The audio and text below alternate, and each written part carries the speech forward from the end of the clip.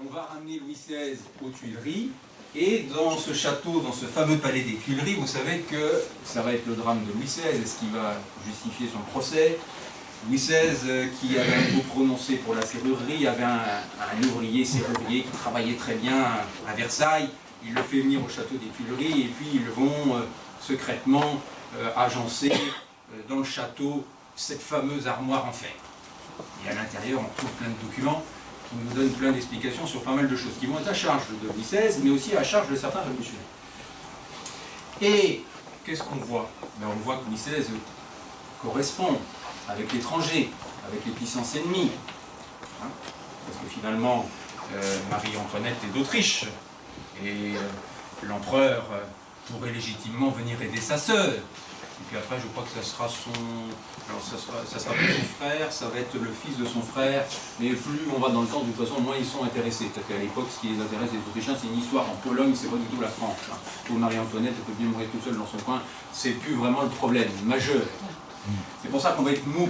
Il y a plein d'émigrés royalistes qui sont partis, cette fameuse armée de Coblence. Alors, quand on revient à notre histoire, à nous, ben, ce roi, on voit qu'il converse avec l'étranger et qu'il dit, parce qu'il est très lucide, de toute façon, c'est le moment de faire la guerre, c'est le très bon moment pour faire la guerre, car, écrit-il, l'état de nos troupes ne lui permet même pas de faire une demi-campagne. Alors une campagne, c'est 6 mois. Et là, on va être sur une demi-campagne, c'est-à-dire 3 mois. On est dans un tel état de délabrement, on n'a plus de cadre, les officiers sont partis, on est mal structuré, donc Louis XVI dit, ben, c'est le moment, ils vont nous passer dessus, les Prussiens, les Autrichiens, ils vont, Paris sera une ville ouverte, et je pourrais peut-être faire une nouvelle carte.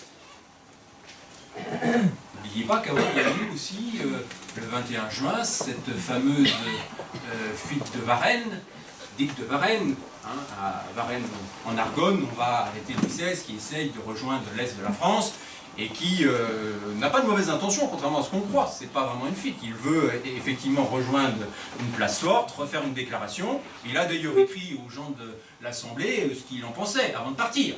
Donc c'est pas une fuite inconsidérée.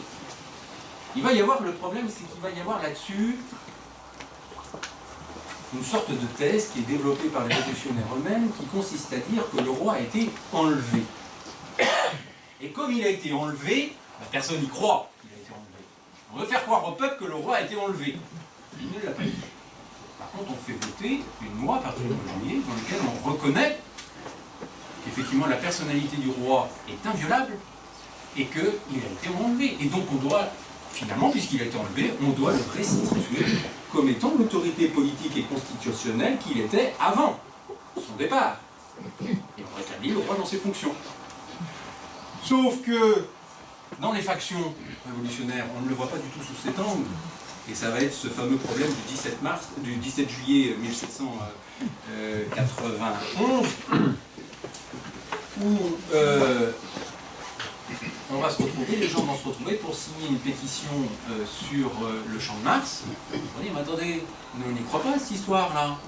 On n'y croit pas que le roi était enlevé, qu'est-ce que c'est que cette histoire? Et ici, pour la première fois, on va faire tirer sur la foule. Hein, Lafayette envoie la garde nationale, et alors il va y avoir un coup de feu, on ne sait pas qui a tiré en premier, mais au final, eh bien, la garde nationale va tirer sur le peuple de Paris. Et c'est quelque chose dont on parle moins, mais c'est un premier rappel. Je vois des signes au fond qui me précisent que vous ne m'entendez pas. Je vais essayer de parler un peu plus fort. Oui, vous ne m'entendez pas? Bon, ça va. Le risque, c'est que ceux qui sont devant m'entendent de trop. Alors pourquoi parler de tout cela? Mais là, on est quand même sur Paris, on n'est pas trop haché sous les ordures. Pourquoi? Parce qu'on arrive à l'élément déclencheur du soulèvement en Vendée. C'est que cette guerre va vraiment, on va effectivement entrer en guerre contre les Prussiens, contre les puissances de l'Est, et à partir de ce moment-là, on va avoir besoin de beaucoup d'hommes. Et le 24 février 1793, le 24 janvier 1793, qu'est-ce qu'on fait? On a besoin, on prend un décret pour avoir 300 000 hommes. Et c'est là où la grande histoire déboule tout de suite dans notre Vendée, messieurs, dames. Là, la Vendée va rentrer dans la grande histoire, parce que ces 300 000 hommes, il faut les trouver, et qu'à Chaillé-sous-les-Ormeaux, et qu'au Tablier, et qu'à Ronay, et qu'à Saint-Florent-des-Bois, à Nimy, il va falloir des hommes pour aller se battre aux frontières de l'Est. Sauf qu'ils n'ont pas envie d'y aller. Alors, il y a un dénommé Barbier, qui est envoyé par le canton. Alors ce Barbier est l'homme des mauvaises heures. C'est lui qui avait fait les inventaires des biens du clergé. Et on dit, mais comme il est pas trop mal, ce gars, il se débrouille bien, on va le renvoyer maintenant pour faire la conscription. Alors il arrive. À Ronay, ça se passe bien. Surprise. Les gars sont d'accord. Mais sauf qu'au Tablier, c'est pas du tout c'est pas le même état d'esprit. Pourquoi? Parce qu'au Tablier, et puis aussi, il y a un autre petit village qui s'appelle la Rivière, à Chaillé-sous-les-Ormeaux, les gens ne sont pas contents. Ils ne sont pas contents d'un ensemble de choses, et ils commencent à le dire. Alors ils se réunissent, à partir du début de 1793, ils se réunissent parce qu'ils voient bien que les impôts ont monté, que les denrées... alors les impôts ont été multipliés par 2, par exemple. Donc c'est vrai que pour des gens qui non seulement subissent une inflation qui est importante, mais qui voient les impôts augmenter, c'est toujours les mêmes mécanismes que l'on peut connaître dans tous les pays où la situation économique est dégradée, les gens se plaignent. Il y a aussi l'histoire de la vente des biens du clergé et surtout de la constitution civile du clergé. Alors, cette constitution civile du clergé va donner lieu à des choses très dures contre les prêtres réfractaires. Les prêtres réfractaires sont des prêtres qui refusent en conscience de prêter serment à la constitution civile du clergé, notamment parce que le pape Pie VI a déclaré qu'il ne voulait pas de cette constitution civile. Et ces gens-là restent fidèles, ces prêtres-là restent fidèles au pape et refusent de prêter serment.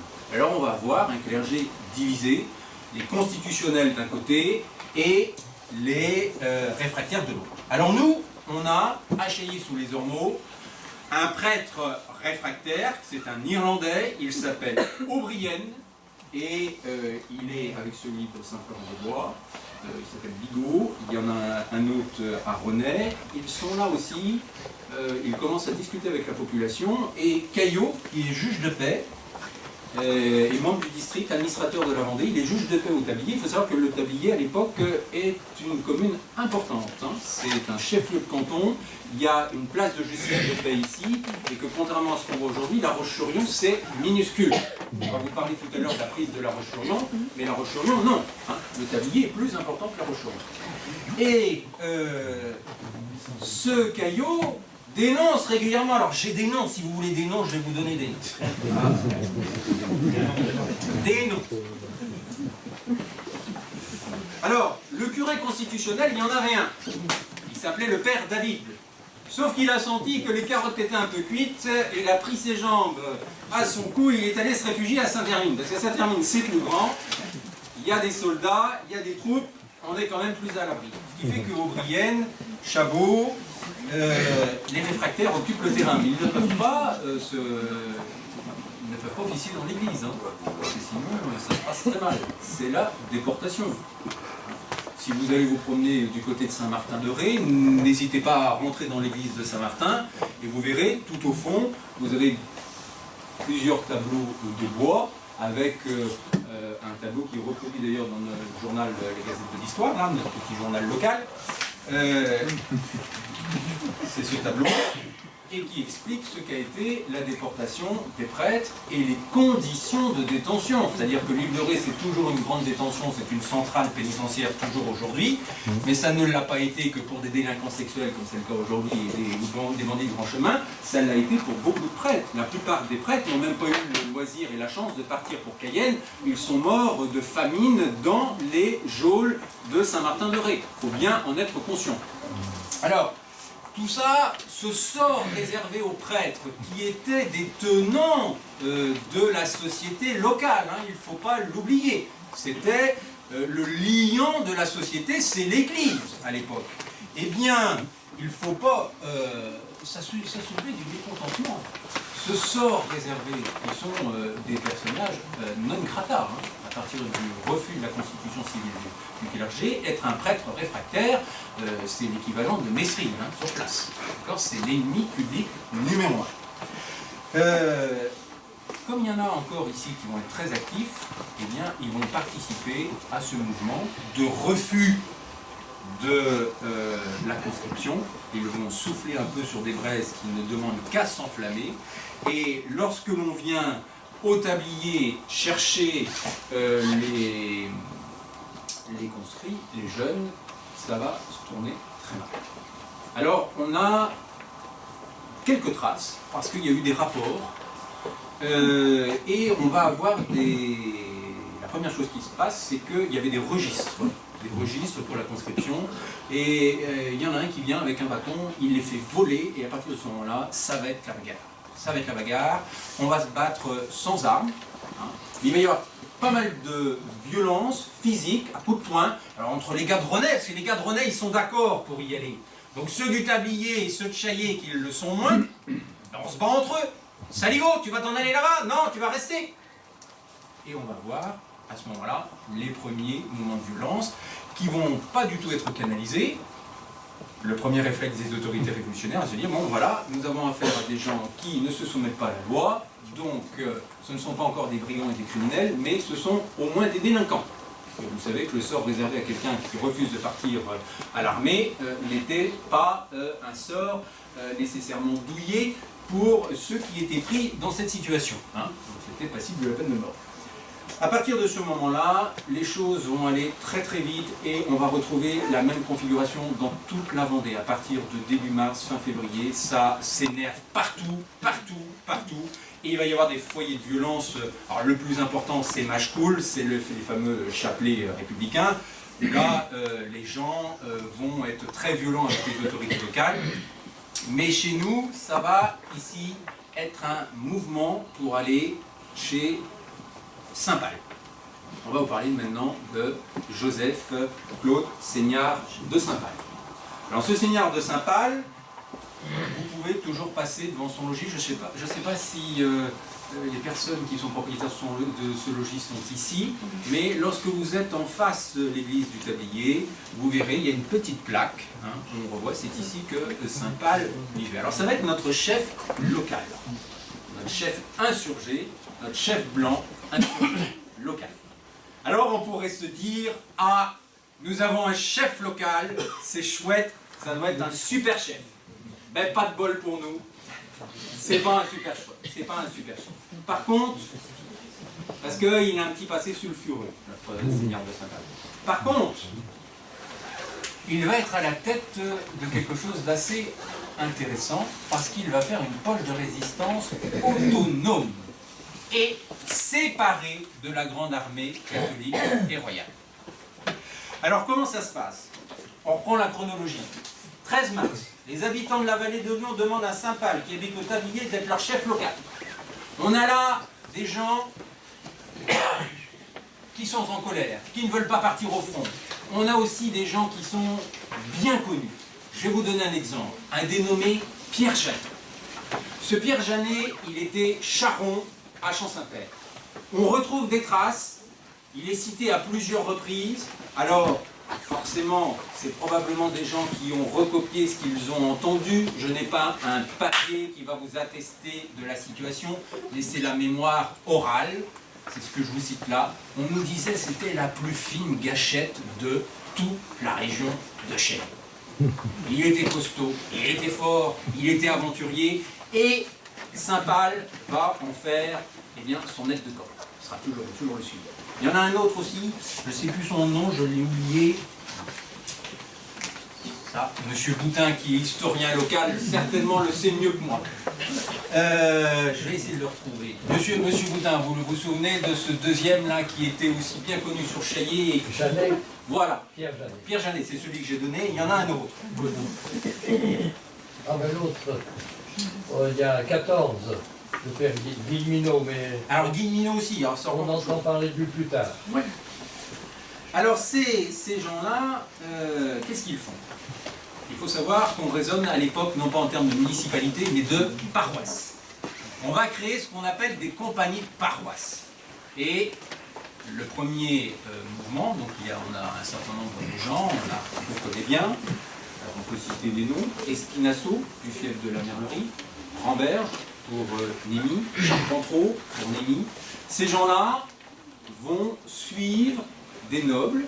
Alors, Blavoirie, c'est le château de la Domongère, de Bulquelet, c'est le château de la Brossardière à La Roche-sur-Yon, pour ceux qui connaissent, Seigneur de Saint-Pal, on l'a déjà cité, et ils vont aller prendre la ville de La Roche-sur-Yon.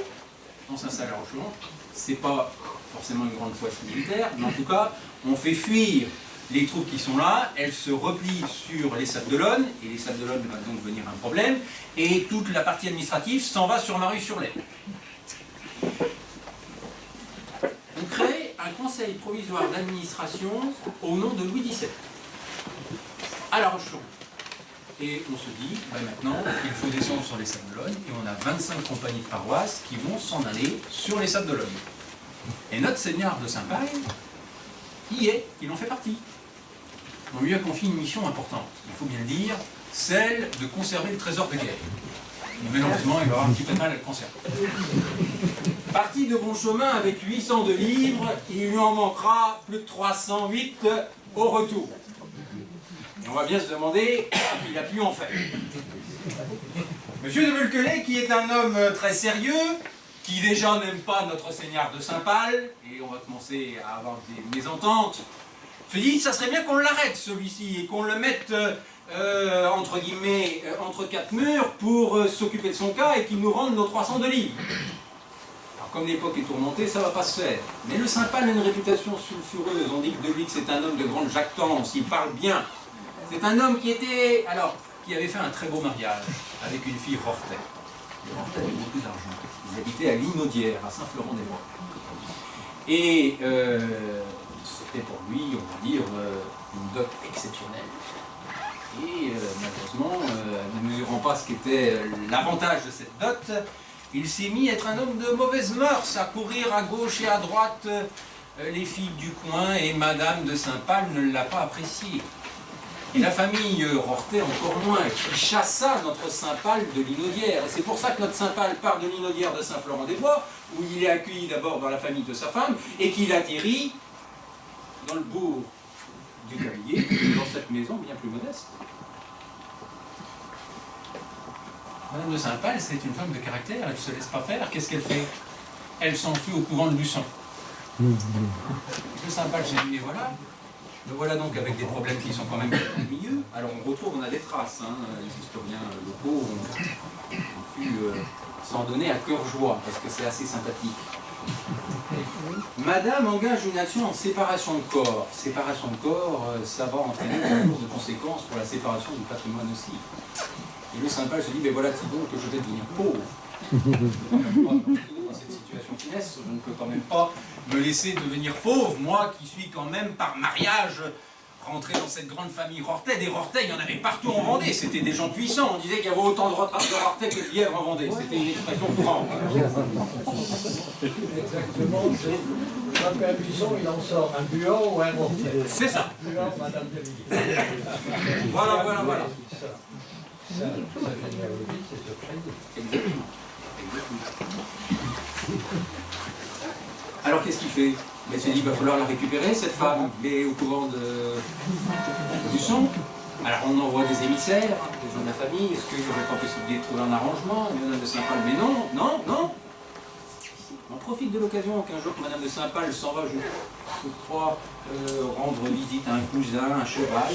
On en profite pour la séquestrer et la ramener d'Ardard au tablier où elle est enfermée dans sa chambre à clé.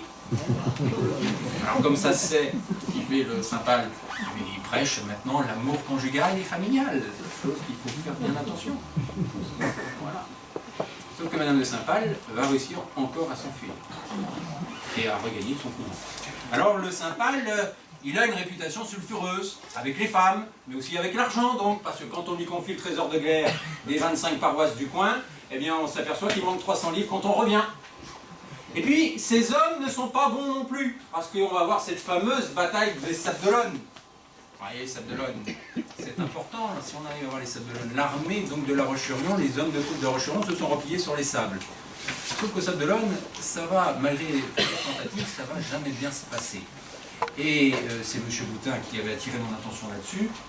Les hommes de Saint-Pal qui gardaient la poudre, vont être défaillants eux aussi, au château de la Pierre-Levée. Ce qui fait que l'affaire va tourner au désastre et que le Saint-Pal va se retrouver à partir du mois de mai, on va dire qu'à partir de début mai, toutes les paroisses, tous les insurgés des paroisses de la base Vendée du sud de La Roche-sur-Yon sont refoulés de la zone des Sables d'Olonne par les Bleus. Donc ça reflue. C'est pas qu'il y a eu autant de morts que ça, entre 50 et 100, mais ça reflue chez nous. Et c'est là où Saint-Pal va avoir une expérience originale qui mérite qu'on s'y attarde, c'est qu'il va être haut-tablier, il va créer un camp d'insurgés haut-tablier avec 400 hommes, et il va y rester jusqu'au mois d'août. Et l'air de rien, c'est quand même très bien. Parce qu'il faut être très fort pour le faire. 400, avec beaucoup de blessés, beaucoup de civils qui affluent au tablier, ça gonfle, mais dans le mauvais sens du terme. Et ce ne sont pas des combattants vaillants qui arrivent. Non, ce sont des éclopés, des blessés, des gens qui souffrent, des morts. Les prêtres réfractaires ne cessent d'aller administrer les derniers sacrements au tablier. On pourrait leur installer une tente à demeure, ils le feraient toute la journée. Voilà la situation du tablier. Et puis, c'est la période de l'été qui arrive. Les moulins à eau sont bas, on peut difficilement moudre, il y a moins de vent, donc on a faim. Et on voit Saint-Pal, qui pour alimenter son camp, organise, alors il essaye de faire rappliquer des hommes de Nîmes, d'Aubigny, même de La Roche, et il dit allez venez, il faut que j'aille chercher 18 tonneaux là, que je pourrais voler à Mareuil-sur-Lay, venez me donner un coup de main pour que je vole ces tonneaux et que je les ramène ici. Alors il va, il ramène du blé, du vin, mais sinon il est affamé. La particularité, c'est qu'il est tout seul, et sa vie quasiment en autarcie. On a par exemple M. de la Voirie, qui est donc le châtelain de la Domangère, qui ne sait pas, il veut écrire à un moment donné au chef de l'armée catholique et royale, c'est pour vous dire que c'est vraiment un pochon de résistance, hein. On se croirait à Royan à la Libération ou à Saint-Nazaire, eh bien, ces gens-là sont tout seuls et coupés des autres. La Voirie veut écrire au chef de l'armée catholique et royale, mais il ignore son nom. Ah, il dit, mais je voudrais lui écrire, est-ce que quelqu'un ne pourrait pas me renseigner pour me dire qui c'est? Parce que je souhaiterais qu'il aille plutôt sur Paris, plutôt que remonter vers la Bretagne, parce que je ne sens pas bien cette histoire de Bretagne, il a bien raison. Alors on vit là, en autonomie, et Saint-Pal n'est pas un chef conciliant. Il trompe sa femme, il vole dans le trésor, probablement, puisqu'on se plaint qu'il manque de l'argent. Et quand on ne lui obéit pas, il utilise des méthodes sévères. Exemple, je vous ai dit tout à l'heure qu'au bourg dans le bourg de Chaillé, on est révolutionnaire. On est plutôt révolutionnaire. Le victorien, le Victor Alain Allaire dont je vous ai parlé, ce garçon, il va lui arriver plein de mésaventures pendant la Révolution. On dit qu'il est riche au départ et comme tous les autres, il essaye de s'enrichir un peu davantage. Sauf qu'à partir du moment où Saint-Pal devient le chef des insurgés du coin, qu'est-ce qu'il fait le Saint-Pal? Il va lui dire « Coucou, Victor Alain, c'est moi. Tu vas me donner ton rein, tu veux pas? Mais je te le prends. Et puis comme tu fais la mauvaise figure, tiens, je vais t'emmener au tablier et tu vas être prisonnier. » Sauf qu'à un moment, ce Victor Alain arrive à se sauver. Et qu'est-ce qu'il fait? Dès qu'il s'est sauvé, il court à Mareuil-sur-Lay, là où sont les autorités républicaines, il va porter plainte. Et comme on commence à avoir la manie bien française d'écrire tout ce qu'on fait, ça devient intéressant. On peut lire ce qu'il dit. Oui, Saint-Pal, là, il m'a séquestré pendant 4 mois. Il m'a volé mon vin, il m'a volé mon blé. Alors enquête, tous ces gens maintenant, là, les Lavoirie, les Vulculais, les Saint-Pal, les Espinassaux du fief de la Miennerie, les Ramberges, les Charpentiers, tous ces gens-là qui sont identifiés depuis les Sables d'Olonne comme étant des insurgés, eh bien leur tête est mise à prix. 6 000 livres. On en a parlé de l'argent, c'est l'équivalent du traitement d'un député à l'Assemblée nationale pour une année. D'accord? Donc il ne faut pas stagner trop près des troupes bleues lorsqu'on les croise, parce qu'il peut être tentant, dans une époque où on n'a pas grand-chose à manger, d'aller chercher 6 000 €, de ramener quelqu'un mort ou vif. Le Saint-Pal, revenons toujours à lui, cet homme-là. Les gars de Chailly ne se laissent pas faire. Ils sont révolutionnaires, ils n'ont pas trop envie de changer d'idée, alors ils n'ont pas envie de devenir royalistes. Alors ils sont plusieurs là, hein. Il y a un petit groupe de 20 personnes au moins. Saint-Pal leur envoie un avertissement. Si jamais le groupe de Chailly ne rejoint pas les royalistes, je procéderai à une exécution en règle sur le bout. Signé Saint-Pal. Parce qu'on voudrait avoir plus d'hommes. On a trop de blessés. Et on sait que depuis la défaite de Luçon, les Bleus refluent, les Bleus reprennent le terrain et vont revenir sur la Roche-sur-Yon. Alors il y a un chef là qui va être important, qui s'appelle le général Missovski. Je crois que j'ai dit à peu près son nom comme il fallait. J'ai répété, parce qu'il n'était pas facile, Missovski. Ce général, il va avancer et son but à un moment donné, après l'échec, les Bleus ont essayé de prendre Luçon, ça va de garder et de prendre la plaine, ça n'a pas marché. Ce qui va se passer, c'est que Saint-Pal ne le sait pas trop. C'est une femme qui va venir avec un petit bout de papier qu'elle a caché dans son soulier et qui va donner l'information à Saint-Pal. À partir de ce moment-là, Saint-Pal se sait condamné. Il sait qu'il ne pourra pas maintenir cette poche de résistance au tablier. Alors ce qu'il fait, il va organiser une forme de résistance, mais on vient le harceler de plus en plus. Les Bleus viennent à Champ-Saint-Père, ils viennent chercher du bois, ils commencent à chercher la friction militaire. Saint-Pal sait qu'il ne peut pas tenir. Surtout qu'à l'époque, l'armée française fonctionne encore sur des batailles en ligne rangée, qui sont extrêmement meurtrières.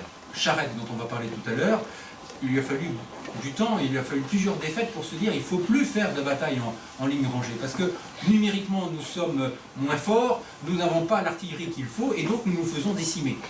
Et donc ce qui va privilégier, c'est la guérilla, hein, l'attaque de terrain. On chasse, on se cache, on furette, on saute sur l'adversaire, on croit qu'il est ici, on est derrière, etc., etc. Et ce qui l'advient pour Saint-Pal, c'est qu'à un moment, plutôt qu'aller à l'effort et au combat, il va se replier, c'est le 20 août, il va se replier sur la Roche-sur-Yon. Et de là à la Roche-sur-Yon, il va y avoir un combat avec le général Missovski et ses troupes, et il va être mis en déroute. C'est la fin de la poche locale des insurgés, du tablier, qui a duré quand même plusieurs mois. Hein, mai, juin, juillet, dans des conditions très difficiles. Hein, et ça mérite d'être salué. C'était beaucoup de courage, beaucoup d'abnégation, des conditions de vie très très dures hein, à l'époque, pour les gens qui étaient au camp et pour leurs chefs, qui avaient la responsabilité. Il y avait aussi quand même un code de l'honneur et de la responsabilité des gens qui étaient sous l'autorité et la protection de Saint-Pal, et donc c'est quelque chose d'assez exceptionnel qui mérite d'être salué et souligné. Monsieur Boutin voulait faire une remarque. Parce que Rohan lui a confié le soin de tenir la tête de pont de Mareuil. Il parlait de ces 3 ou 4 mois, donc il est face aux Bleus de Luçon, et il tient Mareuil avec très peu de monde, puisqu'il fait croire qu'il a un canon, c'est un arbre, des marionnettes autour, et les Bleus ont peur de lui. Exactement. Il va attaquer de 3 côtés à la fois. Exactement. De Luçon, Port-la-Clef, Saint-Hermand, Saint-Hermine, Oui. voilà. Et donc, on essaye de le prendre en tenaille, il recule, bagarre à la Roche-sur-Yon, et ensuite, Saint-Pal et tous les gens qui le suivent vont être versés dans l'armée de Rohan, et s'en iront ensuite dans l'armée du sang.